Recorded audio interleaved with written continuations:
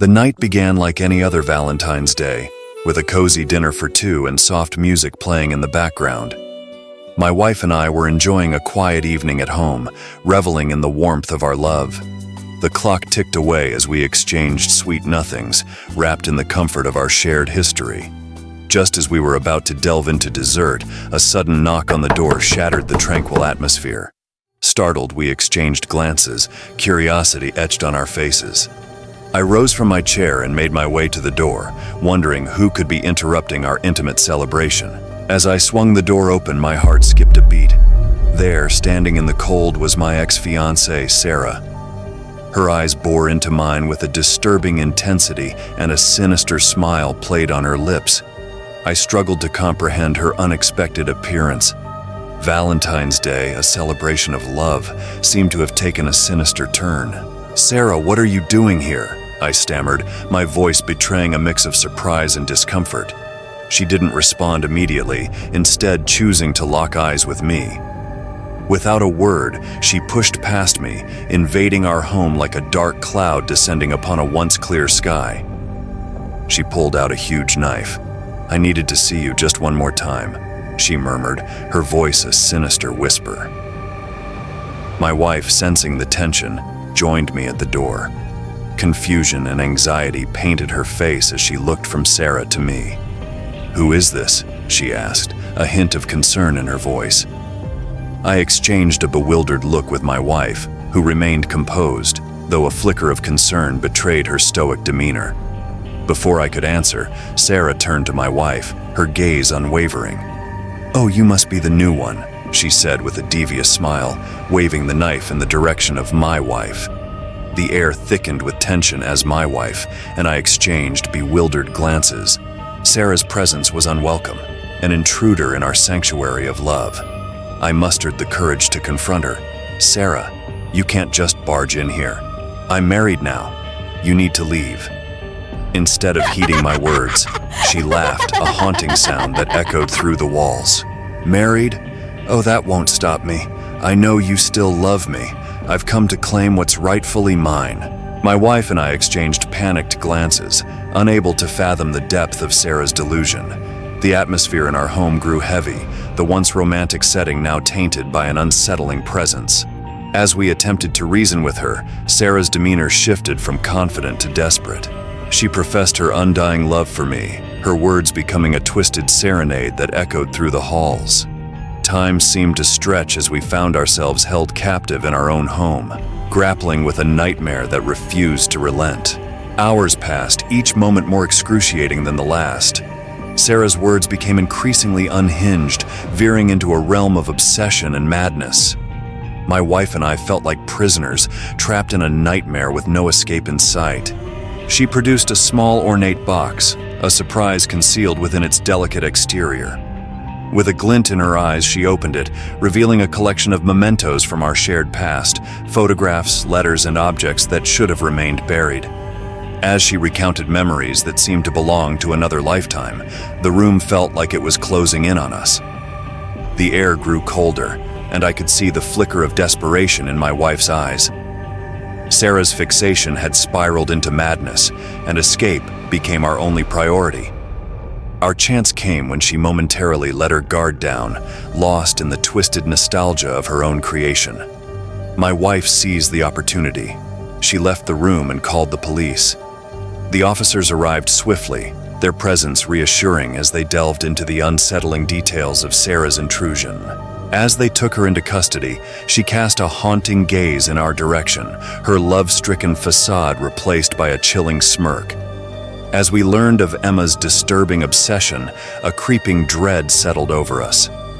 Our haven had become a prison, and the violation of our privacy was a wound that would take time to heal. Valentine's Day, once a celebration of love, had transformed into a harrowing tale of obsession and terror.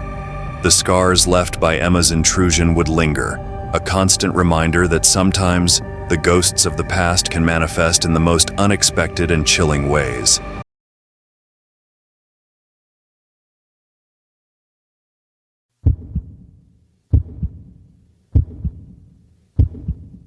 The glow of my phone illuminated the dimly lit coffee shop as I anxiously awaited the arrival of my date, whom I'd met on an online dating service. His profile had painted a picture of charm and wit, and our initial messages were filled with promise. As I sipped my latte, I couldn't shake the nerves that gnawed at the pit of my stomach. Finally, he arrived. His name was Jake, and his first impression was unremarkable, an average guy with a friendly smile. We exchanged pleasantries and decided to take a stroll in the nearby park. The evening breeze whispered through the trees, creating an eerie symphony that played on my apprehensions. Jake's conversation was engaging at first. He shared anecdotes from his life, and I found myself genuinely enjoying the exchange. As we wandered deeper into the park, his tone began to change. His stories morphed into dark narratives. He recounted a camping trip where he claimed to have heard the distant cries of a trapped animal. His eyes glinted with an unsettling excitement as he described how he followed the sound, only to discover a mutilated deer hanging from a tree. A cruel smile danced on his lips as he reenacted the details, his gaze piercing through the shadows. Trying to brush off the unease, I suggested we change the subject. Jake agreed, but the tension lingered in the air like a thick fog. As we strolled, he began to speak of his obsession with true crime stories, diving into graphic details of unsolved murders and disappearances. His eyes gleamed with a disturbing fascination, and I couldn't shake the feeling that I was walking alongside a stranger with a dark side. We decided to sit on a bench in the park. He shifted uncomfortably close. His eyes fixated on mine, and I could feel his gaze stripping away layers of my composure. Unease crawled beneath my skin as he spoke in a hushed tone about his ability to read people, claiming that he could unravel their deepest secrets with just a glance. I attempted to steer the conversation back to safer waters, but Jake persisted. He spoke of his past relationships, each one unraveling in a web of jealousy, control, and manipulation. He was so proud of it. He admitted to having a penchant for pushing people to their limits, testing the boundaries of their sanity. I could not believe what I was hearing. Terrified, I decided it was time to end the date. I stood up to leave. Jake's smile widened into an unnerving grin as he stood up, blocking my path. Panic gripped me as he spoke with an unsettling calmness, confessing that he had carefully studied my profile and knew everything about me. He rattled off personal details that sent shockwaves through my nerves. Fear surged through my veins as I tried to get around him so I could distance myself from him, but he matched my every move with a predatory grace.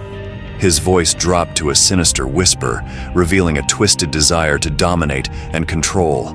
My heart pounded in my chest as I desperately searched for an escape route. Just when I thought the nightmare couldn't get any worse, Jake's phone buzzed with a new message. His expression shifted from menacing to puzzled as he read the text. Panic flashed across his face and he muttered something about an emergency before hastily retreating into the shadows. I wasted no time. As I hurried away from the park, I couldn't shake the feeling of Jake's presence lingering in the shadows, like a haunting specter refusing to release its grip. With trembling hands, I dialed a friend and spilled the horrifying details of my date. Together, we devised a plan to ensure my safety. I spent the night at their house just in case. Days later, I discovered the shocking truth behind Jake's abrupt departure. As I read the news articles detailing his crimes, I couldn't believe how narrowly I had escaped the clutches of a true monster. The mysterious message on his phone was from an ex-girlfriend, warning him that the authorities were closing in on him for a series of disturbing incidents. The revelation left me haunted, forever changed by the realization that the charming stranger I met online harbored a darkness beyond my worst nightmares. The shadows he cast over that fateful night still clung to my memories, a chilling reminder that monsters often wear the masks of ordinary people, lurking in the darkest corners of the seemingly mundane.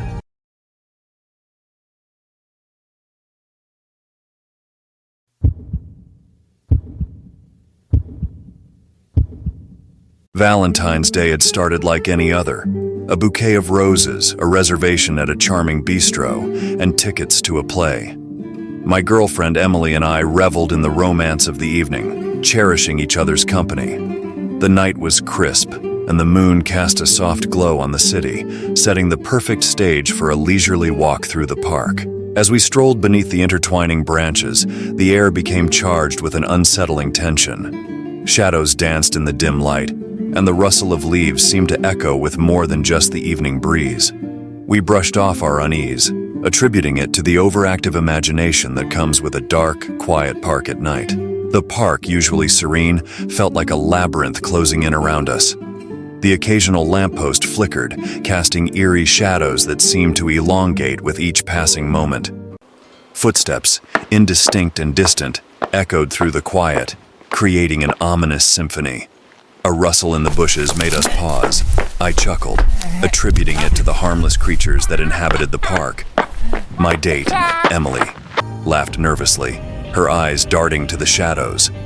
I dismissed the feeling, convincing myself that it was nothing more than the normal sounds of a city park at night. I laughed cautiously, attempting to dispel the tension. It's just your imagination playing tricks on you. We're alone out here.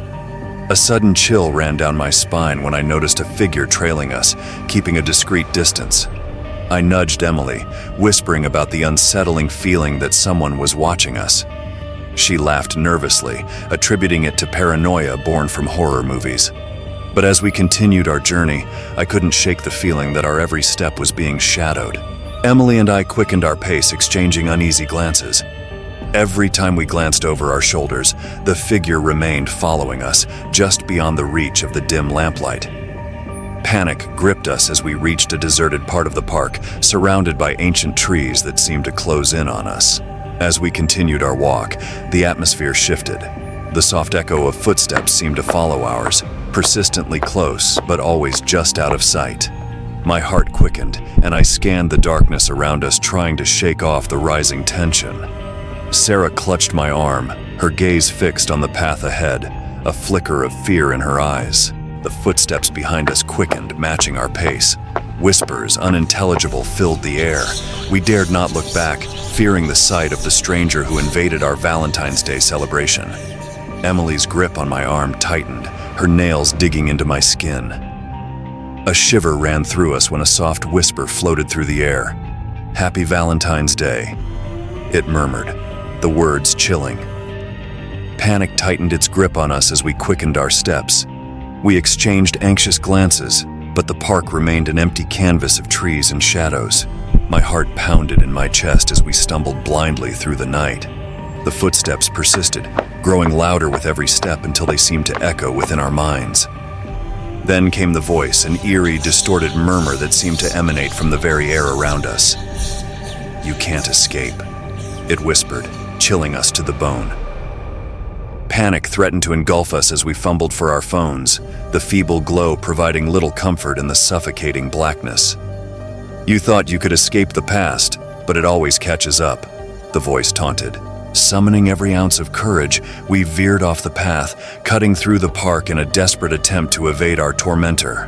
The figure pursued relentlessly, his footsteps growing louder and more frenzied. The park seemed like a labyrinth closing in on us, and escape felt impossible. As we neared the park's exit, the whisper transformed into a cold, hollow laughter. Relief washed over us, mingled with lingering dread, as we escaped the park onto the city street. The figure vanished into the shadows, leaving us breathless and disoriented. We glanced around, half expecting the ominous presence to resurface, but the busy city street offered a stark contrast to the nightmare we had just escaped. Valentine's Day, once filled with romance, now bore the indelible mark of a terror that lurked in the shadows, ready to resurface when least expected. As we stepped onto the bustling street, the footsteps abruptly ceased, leaving an eerie silence in their wake. We glanced around, expecting the stranger to materialize from the shadows, but there was no sign of them. The busy street offered a facade of normalcy, concealing the horror that had chased us through the park. Questions echoed in our minds. Who was this person, and why had they targeted us? The ordeal left us rattled, the fear lingering even as we merged with the flow of pedestrians. But just as we convinced ourselves that the nightmare was over, a cold breeze whispered through the crowd, carrying with it a haunting message. A voice, barely audible, murmured, "You're never alone." We exchanged nervous glances, the memory of the haunting encounter etched into our minds. The city sounds seemed to drown out the memory, but the chilling realization remained. We narrowly escaped. As we walked away from the park, we couldn't shake the feeling that our silent pursuer still watched from the darkness, waiting for another chance to turn a romantic evening into a twisted nightmare. The streets may have shielded us from immediate danger, but the terror lingered, casting a long and haunting shadow over our once perfect Valentine's Day.